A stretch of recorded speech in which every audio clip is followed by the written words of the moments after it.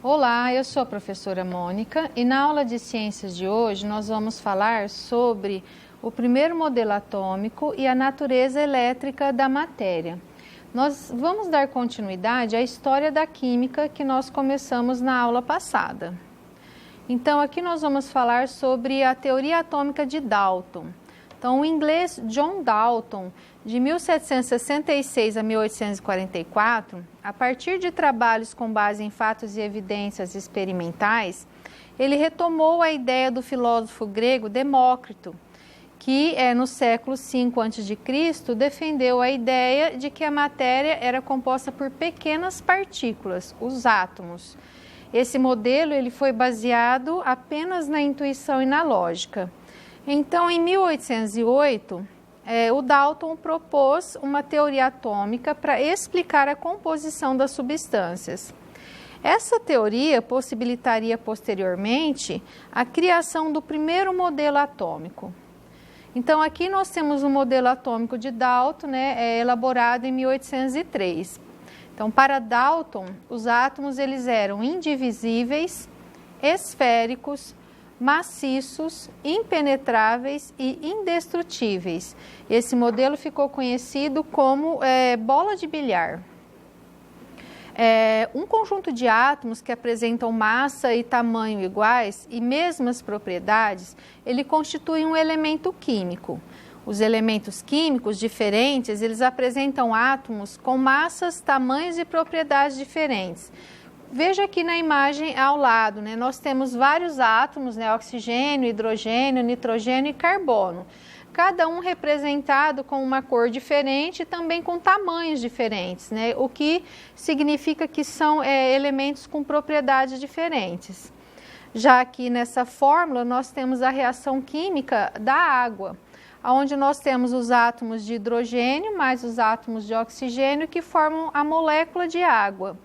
Então, essa combinação de átomos e elementos diferentes, em uma proporção em números inteiros, origina substâncias diferentes, que é como nós tivemos aqui a molécula de água. Em uma reação química, os átomos não são criados e nem destruídos, eles são simplesmente rearranjados, originando novas substâncias. Então, como nós podemos ver aqui na reação química, o que comprova a lei da conservação das massas, A quantidade de átomos dos reagentes é igual ao do produto final e também teríamos em massa as mesmas quantidades, que é a lei de Lavoisier que nós falamos em uma aula anterior, a lei da conservação das massas. Para melhor representar a sua teoria atômica, Dalton substituiu os antigos símbolos químicos da alquimia por novos e criou símbolos para outros elementos que não eram conhecidos pelos alquimistas. Para Dalton, os átomos eram esféricos e por isso ele propôs que uma série de círculos com linhas, pontos ou letras representassem os diferentes elementos químicos.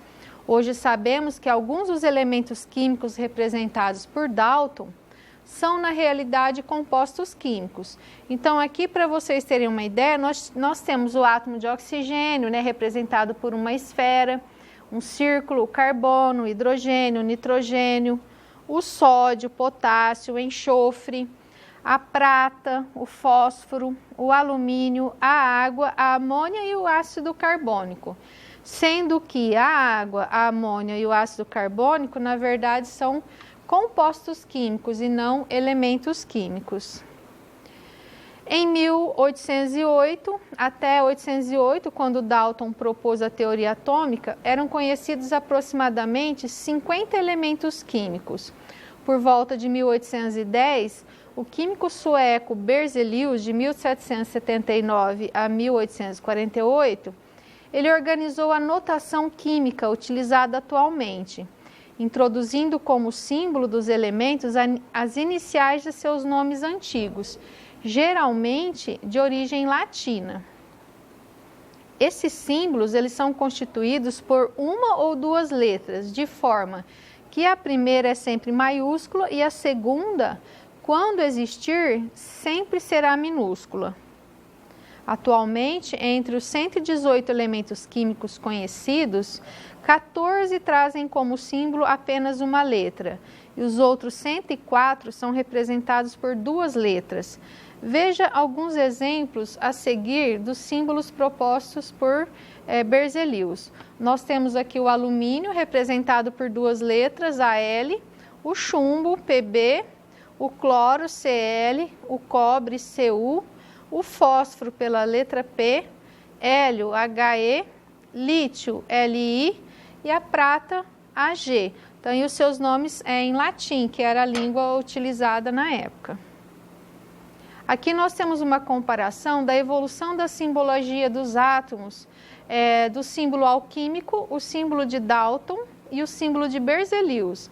Então, aqui os elementos ouro, a prata, o ferro e o cobre, durante a evolução aí da simbologia, eles foram sendo representados de formas diferentes, né? Até que atualmente nós usamos aqui o símbolo de Berzelius. Então, só para a gente ter uma ideia, o ouro, né, no Alquimista, ele era um círculo com um ponto no centro. Já Dalton representava com um círculo com a letra G no centro. E Berzelius com a letra, o símbolo em latim, né, que era as iniciais do nome, que é o AU. Agora nós vamos falar sobre a descoberta da estrutura elétrica da matéria.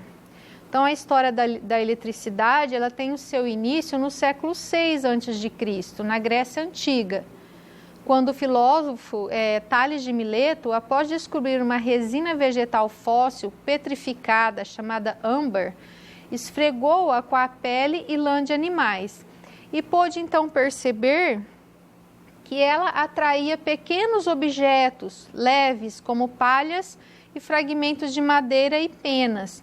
Então, aqui na imagem ao lado, nós temos a figura do âmbar, ele é petrificado, inclusive nós temos um fóssil de um inseto, né, que ficou preso aqui nessa petrificação do âmbar. Aqui nós temos a imagem do âmbar, depois de atritado, atraindo uma pena, que é um material bem leve.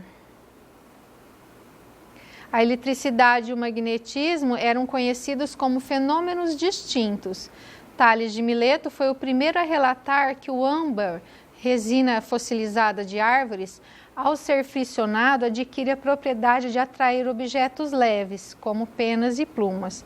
Já a magnetita, atraíam-se ou repeliam-se, dependendo de como se orientavam, que são os ímãs, né? E tinham propriedade de sempre atrair o ferro. Então, a bússola ela foi inventada pelos chineses, né, há 3 anos antes de Cristo, utilizando essa propriedade do magnetismo. Aqui nós temos um exemplo de como é feita a eletrização por atrito. Então, nós temos 2 materiais diferentes. Nós temos um bastão de vidro e um tecido de seda. Inicialmente, eles são neutros, né? Eles não apresentam nenhuma carga elétrica. Após o atrito da seda e o vidro, essa seda ela passa a ter carga elétrica, né, negativa, e o bastão de vidro passa a ter carga elétrica positiva. Aqui nós temos um outro experimento, onde foi feito o seguinte: um bastão de vidro foi atritado com a lã. Após o atrito dos 2, eles foram separados e novamente se aproximaram. Quando eles se aproximaram, foi observado que ocorreu uma atração entre eles. Então, um puxava o outro, eles se atraíam. Depois, num segundo momento, foram usados 2 bastões de vidro que foram os 2 atritados pela lã. Mas, a hora que aproximava esses bastões, ao invés deles se atraírem, eles se repeliam, eles se afastavam. E o outro experimento também foi feito. A lã utilizada para atritar os bastões, né, 2 lãs que atritaram os bastões de vidro, elas também foram aproximadas uma da outra e eles perceberam que ocorria, eles se repeliam, né? Tanto que aqui, essa lã, ela está pendurada, né, para que ela tenha esse movimento de se aproximar e se afastar. Então, nesses 2 casos, ocorreu que elas se repeliram. Então, a explicação desse fenômeno ela está relacionada à estrutura, né, do material, de que ele é feito. Aqui nesse outro experimento foi feito o seguinte: utilizando aqui o bastão de vidro e a seda, foram atritados, 2 bastões foram atritados e esses bastões eles foram aproximados um do outro após o atrito com a seda.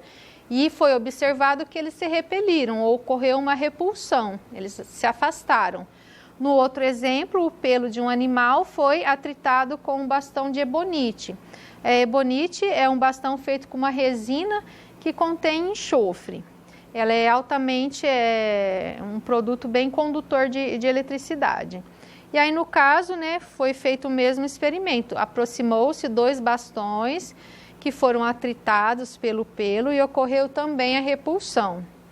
Mas, quando foi aproximado o bastão de ebonite mais o bastão de vidro, eles se atraíram.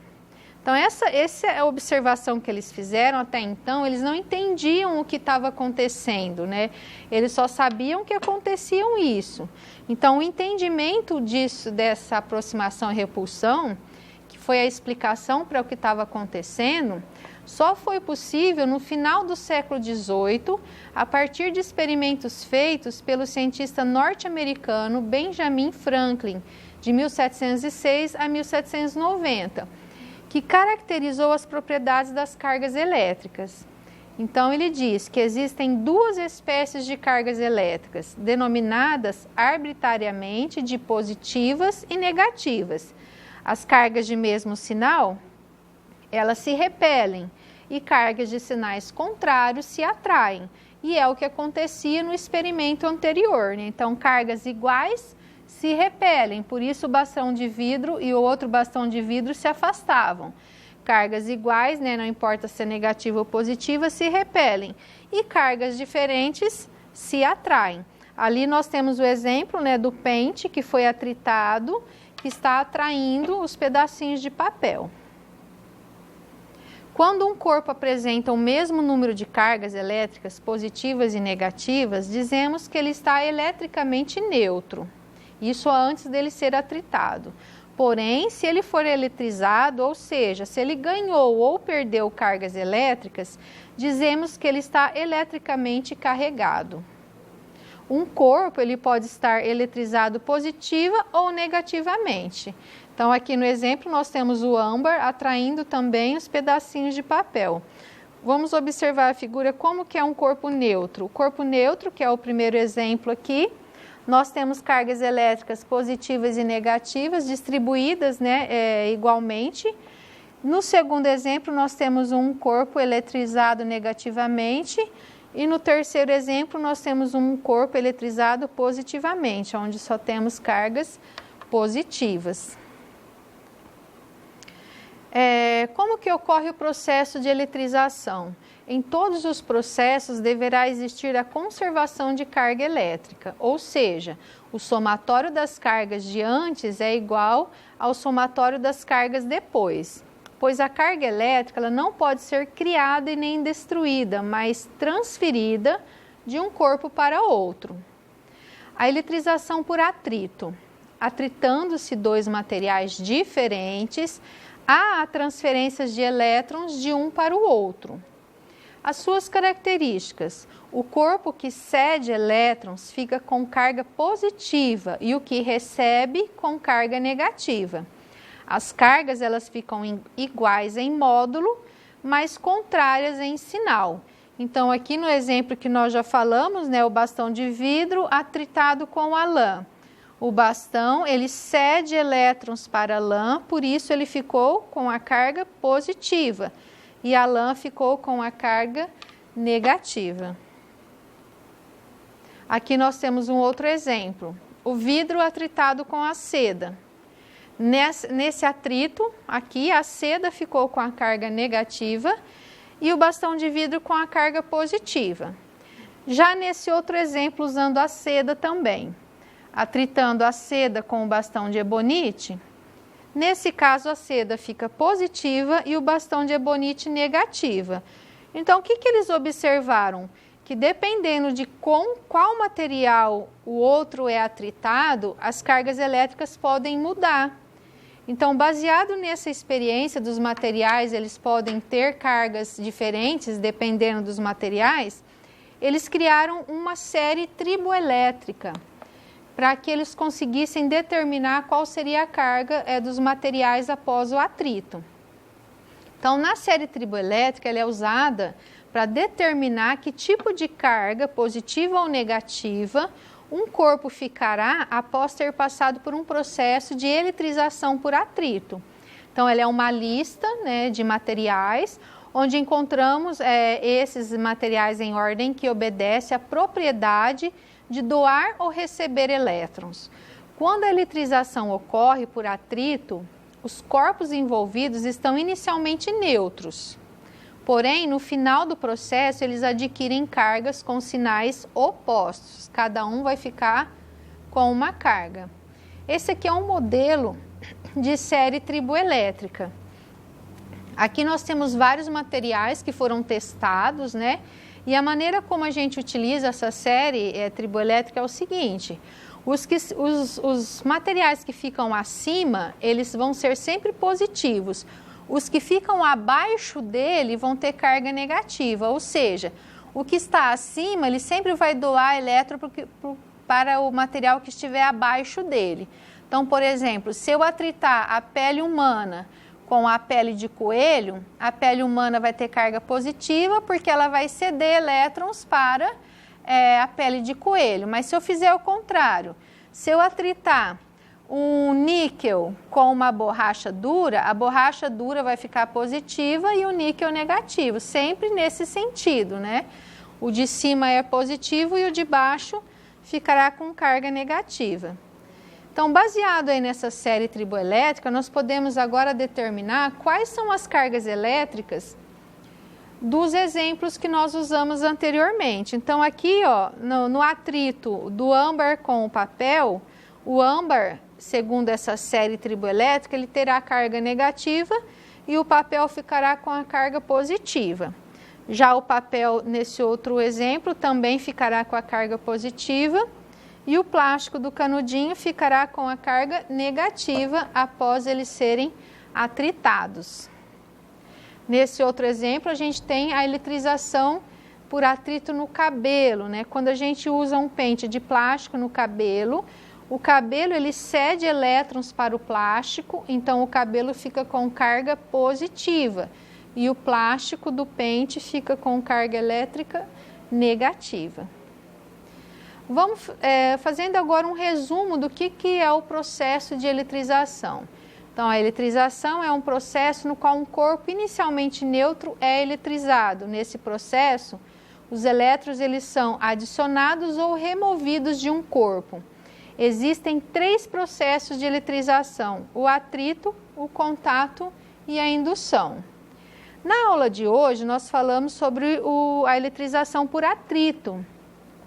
E na nossa próxima aula, nós vamos falar sobre o processo de eletrização por contato e por indução. Nós vamos dar sequência na nossa aula de hoje. E também vamos falar de outros modelos atômicos que nós precisamos conhecer. Então, a nossa aula de hoje ela vai ficando por aqui. Eu desejo a vocês bons estudos e até a nossa próxima aula.